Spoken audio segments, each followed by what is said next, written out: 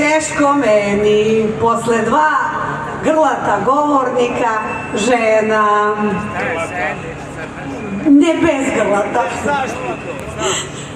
Pozdravljam na prvom mestu sve zaposlene iz javnog sektora. Hajde da se čujemo. Da li smo tu?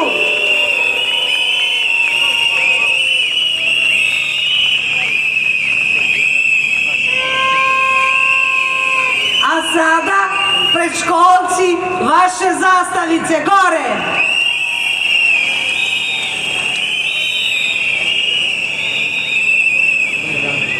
To je ono što želimo da poručimo sutra na sastanku kada je reč o dijalogu.